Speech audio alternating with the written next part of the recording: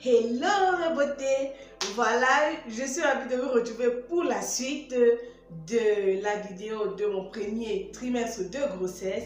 Aujourd'hui, nous allons parler du deuxième trimestre de grossesse. Voilà, je suis vêtue de la même façon parce que je tourne ça le même jour. Je suis déjà à mon 8e mois de grossesse, donc l'accouchement est prévu pour le mois prochain. Voilà, je vous ai déjà relaté comment s'est passé le premier trimestre. Je vais vous laisser le lien en bas d'infos ou sur le petit i qui va s'afficher là. Aujourd'hui, on passe à la suite. Donc, le deuxième trimestre. Voilà, le deuxième trimestre, comment est-ce que ça s'est passé? Déjà, côté poids, pour le premier trimestre, déjà, je n'avais pas... j'avais pas pris de kilos, je n'en avais pas aussi perdu parce que les nausées que j'avais, vraiment, c'était pas des nausées qui me faisaient vomir, quoi. Et je n'avais pas aussi le manque d'appétit. Donc, ce qui fait que j'ai pas perdu le poids parce que pour ma première grossesse, j'avais vraiment manque d'appétit. Donc, ma première grossesse, j'étais à 67 kilos. Et le premier trimestre, j'en avais perdu plutôt. Donc, j'en avais perdu, je pense, 3 kilos comme ça. Mais pour cette grossesse, je n'ai perdu aucun kilo, donc je suis restée toujours là. Voilà. Maintenant, au 4e mois, j'ai commencé à avoir des envies vraiment du héros. Je ne sais pas si vous connaissez le héros. Donc, c'est une nourriture, je pense, une nourriture anglophone. Et donc, j'aimais déjà beaucoup ça au pays, mais ici, c'était vraiment très rare que j'en mange. C'était vraiment très rare que j'en mange. Je n'en avais jamais fait jusqu'à ce que je tombe enceinte là. Parce que j'ai commencé à avoir cette envie constante du héros, du mince. Et ici, c'est pas très facile de trouver ça ici en Italie. J'ai dit, mais qu'est-ce que je vais faire? Là, j'étais obligée d'apprendre comment faire le héros. C'est vrai qu'étant déjà au pays, bon, je voyais déjà comment on faisait. Parce qu'à un moment donné, au pays, là, je suis allée habiter chez mon oncle pour une période. Et là-bas, sa cuisinière, c'était une anglophone, donc constamment faisait ça là-bas. De temps en temps, j'étais avec eux. Mais dit que faire ça de moi-même, j'en avais jamais fait. Donc là, j'étais obligée d'apprendre à faire moi-même et tout. Voilà comment je suis devenue un peu accro au héros. En une semaine, je pouvais faire le héros peut-être 4 fois. Oh God, tellement c'était bon. Tellement c'était bon. Oula. Et le fait aussi que ça me faisait aller constamment aux toilettes parce que pour cette zone là, ça passait par là. Vous savez que quand on est enceinte, vraiment, on a trop de problèmes de constipation. J'ai fait une semaine sans aller aux toilettes, je vous assure. Imaginez comment j'étais tellement mal à l'aise. J'étais tellement mal à l'aise, vraiment. Je n'allais pas aux toilettes une semaine. Donc, quand j'ai dit ça à mon chéri, une semaine était déjà même passée. Donc, il dit, mais Jacques, ça fait déjà 3 jours, il faut parler. Une semaine était déjà passée. Voilà, on a acheté même les petites purges de la pharmacie là, parce que vous savez que quand on est aussi enceinte, on ne peut pas faire n'importe quoi parce qu'on ne sait pas comment ce qui peut se passer et tout. Donc, on a acheté vraiment les purges spéciales femme enceinte à la pharmacie, mais ça ne faisait rien du tout. Je dis que vraiment rien du tout. Au final, on a dû me faire un clistère.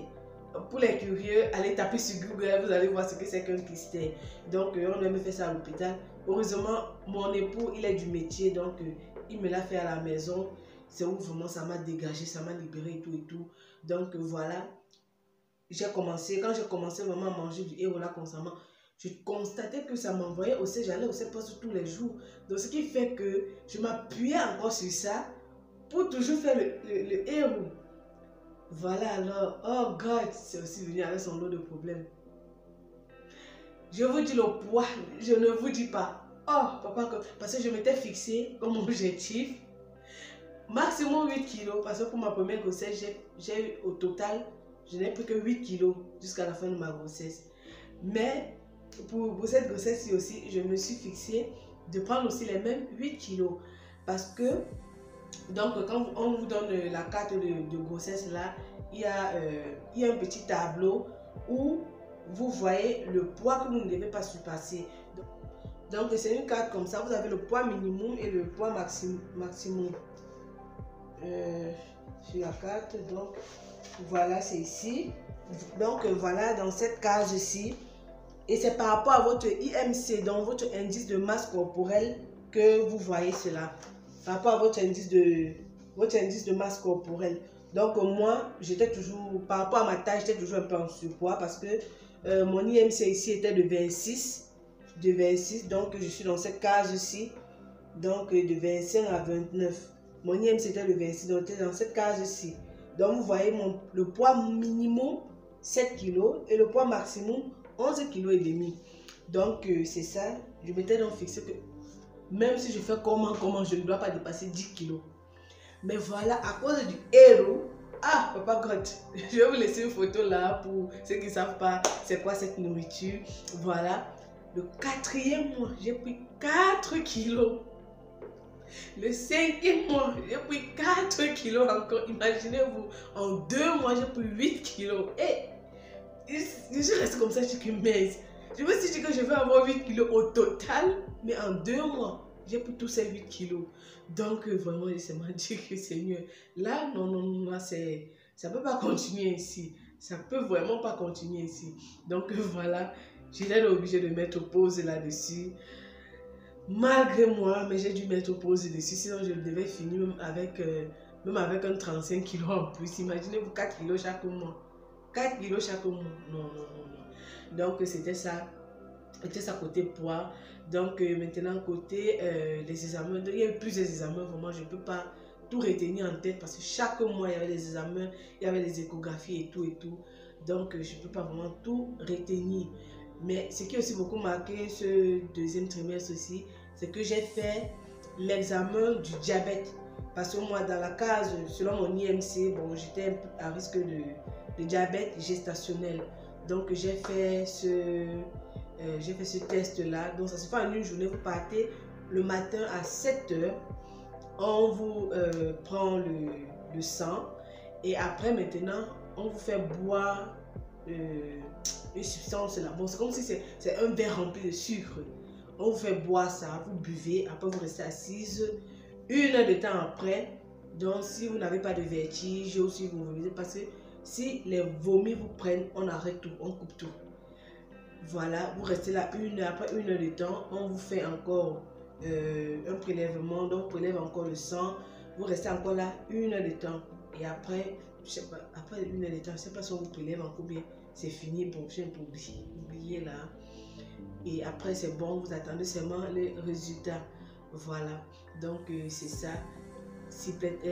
Grâce à Dieu, vraiment, tout s'est bien passé. J'ai eu les vertiges, parce que pour ma fille, vraiment, je n'avais rien eu comme malaise et tout. Mais pour cette grossesse, j'ai eu les vertiges. Oui, j'ai eu les vertiges, vraiment, au point où on a dû m'allonger dans la salle. Mais grâce à Dieu, j'ai pas vomi parce que quand tu vomis, on arrête tout. Donc, j'ai pas vomi. Et après, les résultats sont venus. Mon cœur battait un peu parce que j'ai un peu essayé de lire, un peu par-ci par-là, les trucs sur le diabète gestationnel. Ça donnait un peu la frousse, quoi. Ça donnait un peu la frousse. Voilà. Donc, mais quand tout est venu, tout était bon et tout. Vraiment, j'étais très soulagée. J'étais vraiment très soulagée. J'ai fait ça vers la fin du 5e mois, je pense, vers la fin du 5e mois comme ça. Donc voilà. Donc toujours ce 2e trimestre, on a fait l'échographie morphologique. Donc pour voir si tous les organes sont bien formés, si le cerveau est bien, en tout cas pour voir vraiment si tous les organes sont bien formés. Voilà. Et grâce à Dieu, vraiment tout était ok. Voilà. Et côté poids encore, vraiment, quand j'ai un peu mis stop sur le héros là, j'ai le mois qui suivait, je n'ai plus que 3 kilos. Et le mois qui suivait maintenant encore, j'ai plutôt perdu 2 kilos. Donc imaginez ma joie. Voilà.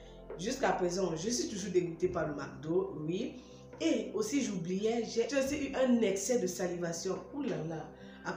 Je vous assure, constamment. Et apparemment, ça n'arrive qu'aux femmes noires. Ça n'arrive qu'aux femmes noires parce que pour ma fille, j'avais demandé à l'hôpital que mais il n'y a pas quelque chose qu'on puisse me donner vraiment pour éviter ça parce que c'était trop. Parce que quand même pour cette grossesse-ci, ça n'a duré comme moi. Mais pour ma fille, ça a duré. Ça avait vraiment duré. C'était vraiment... C'était pas agréable quoi. Bon, qui ne peuvent pas vraiment conseiller quelque chose à prendre et tout parce que c'était typique des femmes noires. Ouais, c'était typique des femmes noires et que ça allait passer. Donc au final c'est passé, donc j'ai rien pris et tout. Pour cette fois-ci c'est vraiment passé très rapidement. Vraiment youpi. Voilà. Donc c'est tout pour cette vidéo. C'était pas très longue parce qu'il n'y a pas eu vraiment beaucoup de choses ce trimestre-ci. Mais grâce à Dieu vraiment tout se passe bien. Croise les doigts que ça continue ainsi. Ça va continuer ainsi.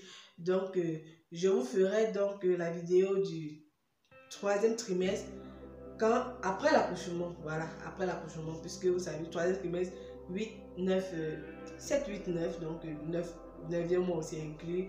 Je ne peux pas vous le faire avant l'accouchement, donc je vous ferai ça après l'accouchement avec aussi une vidéo sur comment se va se dérouler l'accouchement et tout.